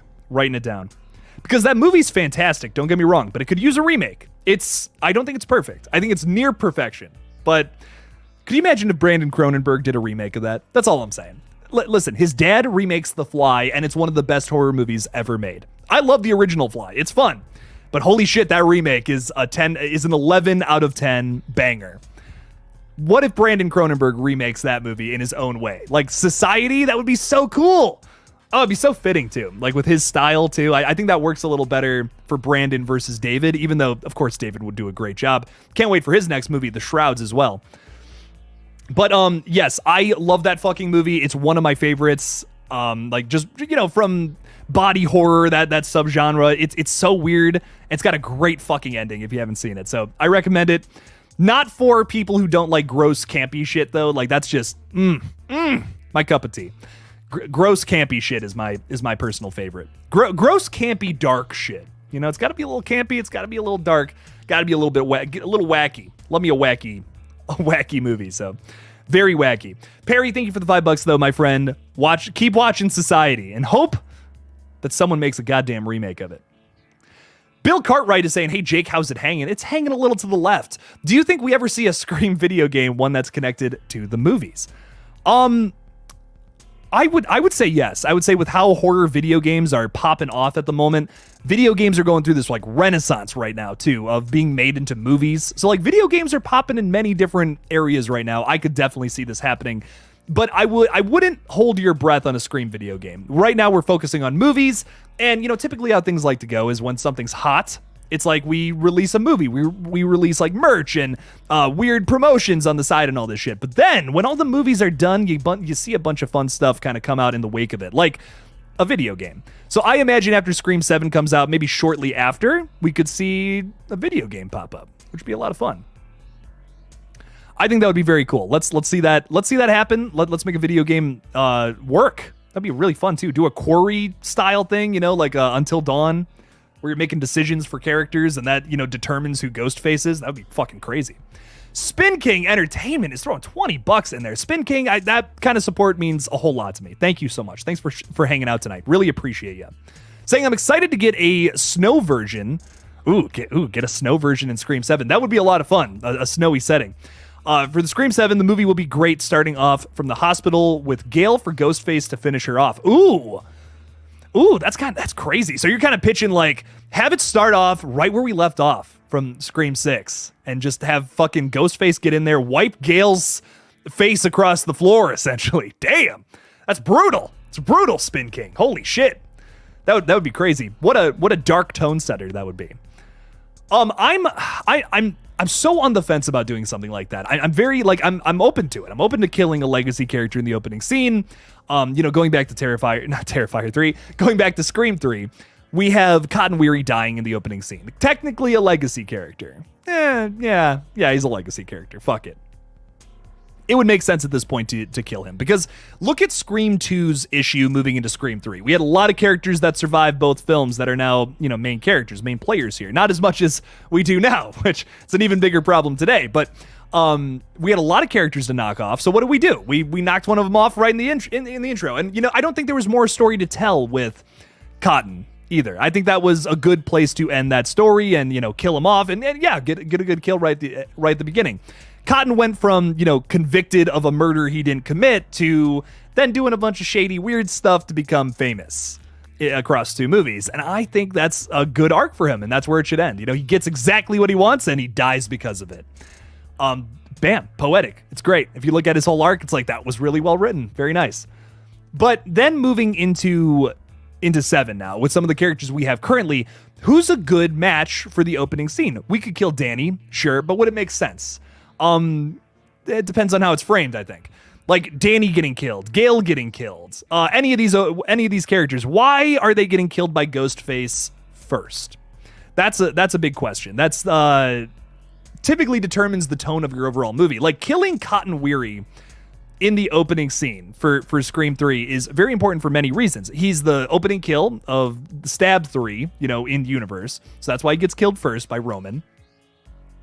But then, you also have the implication that Cotton is dead. He's a main person that, like, everyone involved knows, because not only is he famous, but he was going to work on, the set of Stab 3. So all the characters from there know him. Like, I'm talking like Jenny McCarthy's character, Sarah Darling, fucking Tyson. All these characters know who Cotton is, on top of the characters returning from the previous film. So you would need to kill someone that everyone knows. But I feel like you shouldn't kill someone that's too heartbreaking. Killing Gale Weathers in an opening scene could be equivalent to, like, killing John Connor in the opening scene of Terminator Dark Fate, and that was an immediate turnoff for that movie. So you don't want to do something that's, like, mean-spirited, like, hey, fuck Gale, we're killing her. You can't do that. You can't... That's almost like the audience would just hate something like that. You can't go too far into doing... You want to do some risky... crazy shit, sure, don't get me wrong, it's a horror movie at the end of the day, but you can't go too far into it to where the audience hates you because of it. So if you were to kill someone in the opening, I would want to do someone who is a legacy character but maybe doesn't hold as much weight as someone like Gale. I could see Gale dying in a movie, just not the opening scene, which maybe is a hot take, but I wouldn't be completely against it depending on how they do it. I feel like Gale has kind of run her course a bit, so that's why I'm not against it, but we'll see. We'll see how that goes. But I'm very intrigued by this, Spin King. I see a lot of people pitching this, like we should kill Gale in the opening, because these characters don't really have too much story to go to have. I get it. I get where you're coming from, but would that be too dark of an opening? That's kind of where I'm on the fence about. But however they do it, I'm interested in it. I'm interested in seeing it, because maybe they kill Gale in the opening of Scream 7 and it's fucking good. Well, we'll see. We'll see what they end up doing.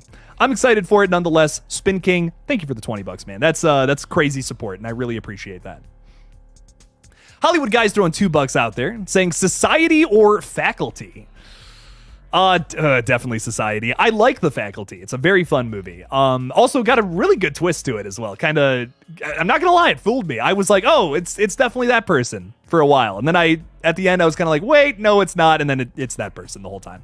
So I really like both. Both are great movies, but Society is it's just my cup of tea. I love things that are gross and weird and Just like something you can't get from anything else. You know, like I feel like The Faculty is very in line with something like, Invasion of the Body Snatchers or just a bunch of alien movies from the past. It's spun differently, obviously. It's got the 90s tone and aesthetic, and it's great. This is not a criticism of the film at all, by the way. I love that they did this.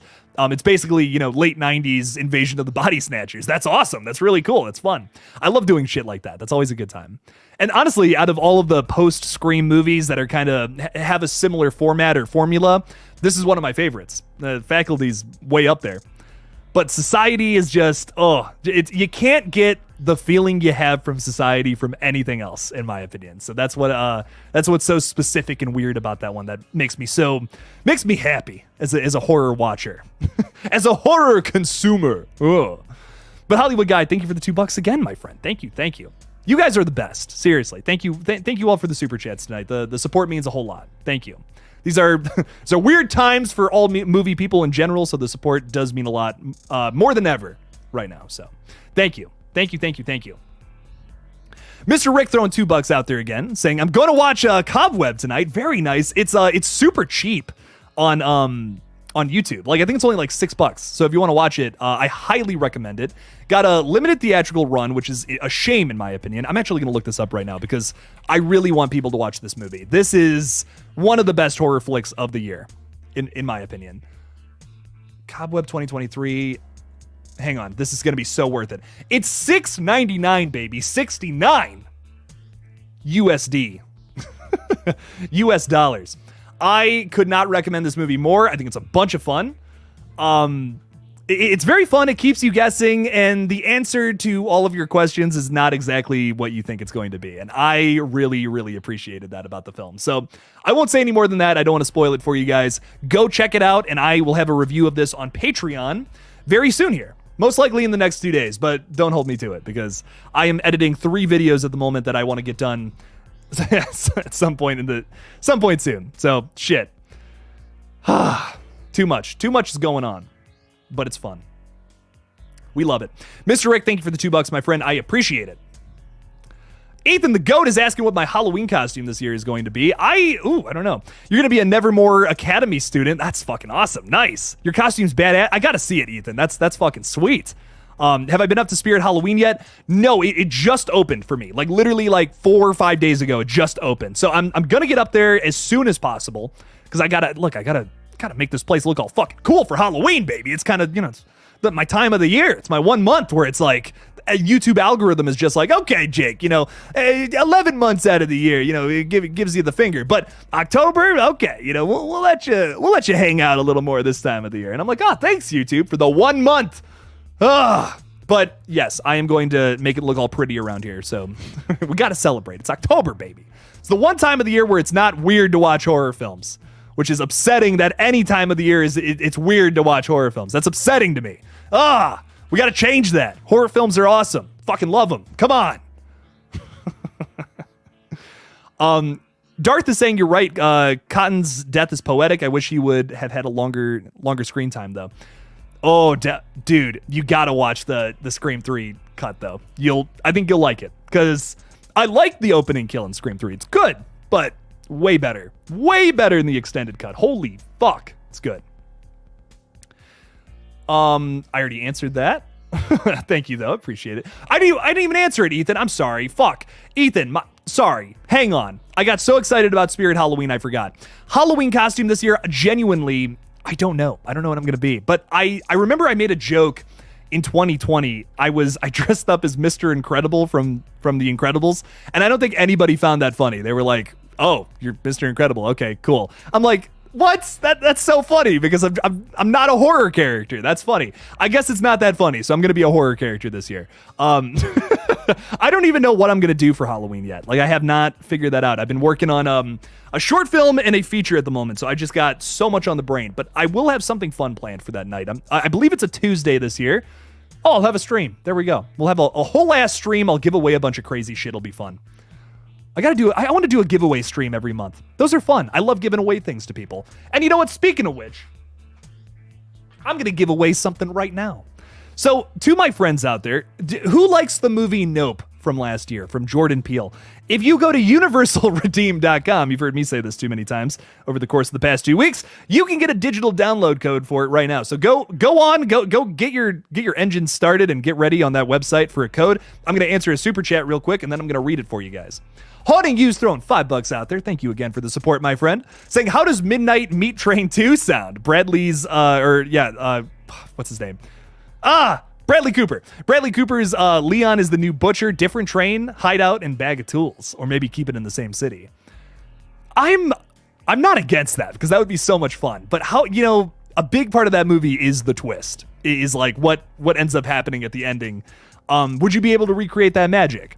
It's the same question I asked the Orphan prequel, and they were able to fucking deliver on that, which was so surprising. So my response to that would be, can you come up with an equally cool twist? And if they're able to do that, like Orphan First Kill did last year, I'm down for it, because that's a big thing that first movie relied on. You kind of got to find that. So let's see if they can do that. I would be into it, though. I would be very into it. Can we expand upon all this? Well, let's see. Maybe there's more lore to explore. More lore to explore. Look at that. I even rhymed a couple times there. Didn't even notice it. But I'm into it. I love that movie. Oh, killer. Another killer weird movie. Really liked it. Thanks for the $5, my friend. Midnight Meat Train 2. Yes. I love me some Midnight Meat. I'll tell you what. Okay, this Nope code. Let's get it. I'm going to type it in the old chat. And then someone out there is going to get a digital copy of Nope from 2022 from Mr. Jordan Peele. How do we feel about Jordan Peele movies? Because I really like them.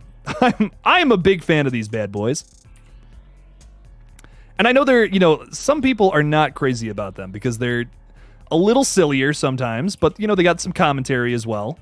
I think they're scary as fuck, though. That's something that I really enjoy about them.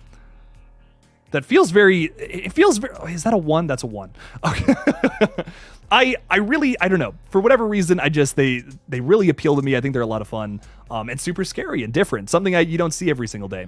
All right, so the code is going out in the chat right now. Bam. Just put it out there. It is U431J4EF 7H9X H3E1. Did I get that right? U43. Yeah, I just want to make sure that's right in the chat as well, so everyone gets it right. J4EF 7H9XH3E1. Bam! So get that code. It's for Nope, Jordan Peele's Nope. There you go. Go to universalredeem.com and then enter the redemption code to get it. Let's see who gets it. And if you do get it, by the way, please put it in the chat so that we don't have other people just typing in the code and being like, what the fuck? Why is this not working? That would be very cool if you could do that, so that we know who got it. We can move on. And if you didn't get it, if you haven't gotten any of the digital codes, no worries. I'm going to keep doing this shit for more times to come. I want to keep giving horror movies away for as long as I can, because I think it's fun. Speaking of Jordan Peele, what would a Jordan Peele Nightmare on Elm Street movie look like? Yes, I would want this, and my God, it would be awesome. Jordan Peele has gone on record multiple times talking about his own movies, saying how inspired he is specifically by this film. So I would love to see something like that. That would be a lot of fun. I think that his version of Nightmare would probably include, this is maybe a controversial thing to say, but it would include way better acting, because wow, my one criticism about the original film, I think it's damn near perfection. It is such a fun horror flick, but that acting is rough in that first movie. I think that Heather Langenkamp is great in both, the first one, the third movie, and Wes Craven's New Nightmare. But wow, that rest of the acting in that movie, not for the faint of heart. Not crazy about it. I think they need to improve upon that big time. I think Jordan Peele would cast, very substantial actors who would know what the fuck they're doing. Jordan Peele's probably my first choice to direct. I would love to see James Wan do it as well. I think he would do a great job. He's kind of, slipping more into the producer role these days. He's still directing movies, but unfortunately, some things that I'm not crazy about seeing. If you know, you know. But I'm still excited to see what comes next from this franchise, if anything. Hopefully something. Well, I want to see Freddy on the big screen again, man. Even if it's not Robert, I just want to see another attempt at Nightmare done differently. I think that 2010 movie just kind of shot itself in the foot from the get-go, and I think there's a way to do a good Nightmare. There's a way to do it without Robert that we could find, but We just haven't tried. You know, that's kind of the big thing. We've tried one time and like, don't think it was the best attempt. Nowadays with, you know, better people behind the camera, no offense, think we could find something really fun with it. Something new, something more modern, you know, try it out. You don't agree with anything I just said? That's okay. I mean, hey, listen, you'll always have the Freddy movies from back in the day. You'll always have those. Robert Englund said he's not going to do it either way. So, I mean, it's either the franchise stays dormant with no Freddy movies or we try something new, you know? Robert Englund's not going to do it. He said it multiple times that he's kind of done playing the character. He's too old and thick, in his own words. That's what he said. He said he's too old and thick. I respect the guy. So that's up to us fans, I guess, if we want another one or not. But I'm interested in seeing it. I think that there's so many different routes they can spin this. Freddy Krueger's not a Michael Myers or a Jason Voorhees. You know what I mean? There's so much more you can do with the character versus just having them kill more characters at a summer camp or in Haddonfield. You can have Freddy Krueger going after various different kinds of characters in various different ways because he has so many different kinds of powers and all that bullshit. So we've never even come down to a specific one way to take him out either. Like it varies throughout almost every single movie. What happens in the next movie? Do we get a baseline for how to take down Freddy Krueger? There's so much more to explore, I think. Kills wise and lore wise, getting something a little more definite down. I think it would be fun to explore that in a new movie, personally. But we'll see. Mr. Rick is saying, would it be possible that in Scream 6, that was Joel that was killed in Gail's apartment? I'm kind of kidding. So that is a different actor, I will say. A much younger actor, I believe. So I don't think so. And I think they would get Dwayne Martin, because the guy's still around. He's still hanging out. You know, get him in a new Scream movie. That'd be fun. Do a cameo like they did with Martha. That'd be fun. Gangster Bro is saying, would you rather be a night guard at Freddy's, a police officer in Resident Evil, a psychiatric worker in Outlast, or a citizen in Silent Hill? Oh my god. Fuck, dude. A police officer. This is really tough. I wouldn't want to be in fucking Outlast or Silent Hill. Fuck that shit. Resident Evil, maybe, but also like, come on, no. I would probably be a night guard night guard at Freddy's because I would quit like a normal human being. I would not stay at that job for more than one night. And I could survive the first night. Okay, you ever play the first level of Five Nights at Freddy's? It's pretty easy. The second one gets a little tougher, and then the third and fourth, whatever. But that first night, I could do it. You know, you keep the door closed at certain times. You know, not at the beginning. You save your energy until later on. But that's my thinking. So I would probably want to be the night guard and then just quit after the first day. Fuck that shit. I'll do one night. I got to earn the title. You know, I got to earn the title. I got to do one day. But then I'm out. That's so funny. Any thoughts on the Terrifier Pale Girl spin-off film with the direction of Damien Leone? I don't think that he would do a film just focused on the Pale Girl. I feel like we can tell everything we need to in another Terrifier movie, especially with the next one seemingly focused on all of the characters involved with Art the Clown now. Like, we're setting that up big time, right? Victoria Hayes at the end of the last film. That was clear setup for Terrifier 3, in my opinion.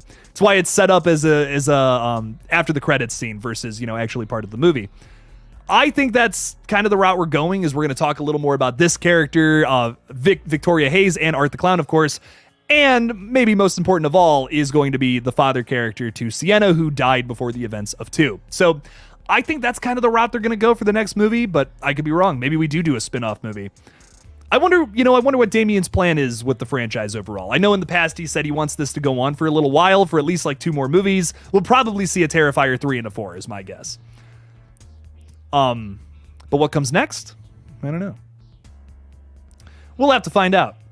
I think we'll explore everything we need to know about these characters in at least the next film, though. Just my guess. I don't want everything answered, not everything, but some things. Dart is saying, Jake, please check out Frontiers 2007. In case you haven't, that was, for the longest time, my favorite horror film of all time before Terrifier 2 took over last year. Very nice. Very nice. I love Terrifier 2. It's my favorite slasher. I'll give you that much. It is my number 1 slasher film, I think, of all time. So much fun. No kill is disappointing. The villain is so good. Final girl is so good. Fucking amazing. Ugh. But Frontiers 2007, another one that I just haven't even heard of. Damn. Just so many good movies out there. You know, how can you even keep up? Frontiers. Sounds like cowboys. Cowboys on the frontier. Like, oh, geez. I'm gonna go fight some zombies or something. I don't know what it's about. I couldn't tell you. But I will check it out for you. I've written down all these movies. Macabre, Creep, Frontiers. I'm gonna binge them all tonight. I don't give a shit. I'm gonna get through all of them. Nothing will stop me. I will get through all of these movies. Sound like a villain who's got to watch a bunch of horror movies. Love it. Slashing It with Matt is hanging out with us. What's up, Matt? How's it going? Me and Matt have made some killer podcasts. I can't wait to do more in the future. Check out we did one on Halloween and we did one on Terrifier recently. So check out both of them if you guys haven't seen that. Matt, thank you for the $2, my friend. This is from Corey Cunningham. Wow.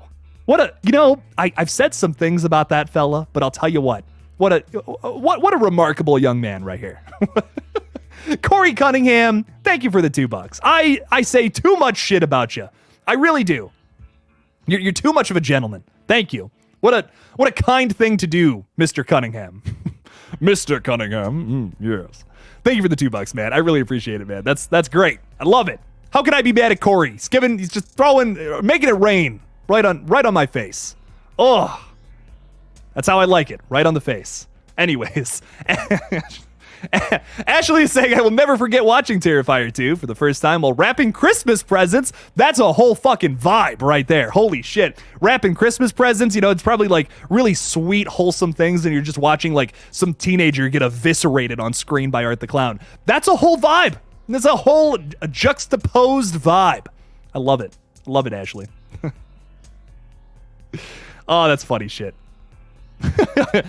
Gotta mess with you a little bit. Love it. I love it, Matt. Thank you, man. Thanks for hanging out with us, dude. Appreciate you a whole lot. Can't wait for the next podcast, dude. Excited to hear what else you cook up. What else do we got here? Alan is saying I need Kirby to send me noodles. I hear Kirby Reed makes a damn good bowl of noodles. Tell you what. That would be Alan, I am going to shit my pants laughing if in the next movie she comes in and she's like, I made ramen. I'm going to lose my mind. And Alan, me and you, we're both going to laugh at that scene ridiculously. It's going to be so funny. No one else will get it, but we will. We will, Alan, in that moment. We'll share a little moment from different sides of the planet. Anyways, Sarah's saying, I was the 2000s Black Christmas while you wrap gifts every year. Ooh, nice. An underrated remake, honestly. It's not, not perfect, but fun, but very fun. Great kills. I really like that one. Not crazy about the other remake for Black Christmas, but that one's fun. I'm like, okay, this is cool. It's a good time. Oh, you were talking more about spaghetti. Okay. I see a bowl of noodles and I'm just thinking some ramen. You ever go and get some noodles somewhere? I love some noodles. Oh, it's been a long time since I've gotten I'm trying to think like Thai food or like Japanese food or something. It's been a long time. I just don't. I go to the grocery store and I get food nowadays. I don't go out anymore and spend a bunch of money, unfortunately. But I gotta get a good meal at some point though. Oh, some Olive Garden actually kind of sounds good. Ooh, I'm feeling pasta now. Alan, you're making me think about pasta. I can't stop thinking about it. But I really appreciate you guys. Probably going to be logging off. I got some crazy videos coming out later this week. No promises on when, because I don't even know when they're coming out. Lots of editing that goes into some of these videos. I'm still working on this big video essay talking about Randy characters. It's just a lot of editing on my part, so I will have that out sometime soon for you guys, though. I think it's a really killer video. Same with a video talking all about this Scream 3 extended cut. That should be out relatively soon. That's kind of the one I'm focusing on big time. But this Randy video I think is really fun as well. Also, if you're a Patreon or channel member, I will have a video out this week talking about Cobweb. Just a little reminder. It's fun. Might want to check that one out. I can't wait to talk about that one with you guys because, oh shit, that movie blew my fucking mind. And it's very one of those movies that kind of starts at absolute zero. You got to take your time with it. It's a slow burn, but once you get into that third act, you won't be bored, I promise. Killer movie. But another thing I just want to real quickly shout out is if you want to, get on the podcast, don't forget, check out the Freddy tier over on my Patreon or channel members. So we'll talk about whatever the fuck, anything, any horror concept or whatever, and get to be on the page. I'll get you a little shout out too if you're starting up a channel. I got you. This is the hub. This is the way, the place to do it. We'll make it happen. So thank you all again for hanging out with me tonight. I really appreciate you guys. I will be live again tomorrow and sometime this weekend. Thursday, Friday is going to be a no-go. Old Jake is going to be busy those days. So check out the stream tomorrow and possibly this weekend, and look out for some fun videos in the future. Thank you all for hanging out with me, and as always, don't forget to kill it out there, y'all. Peace!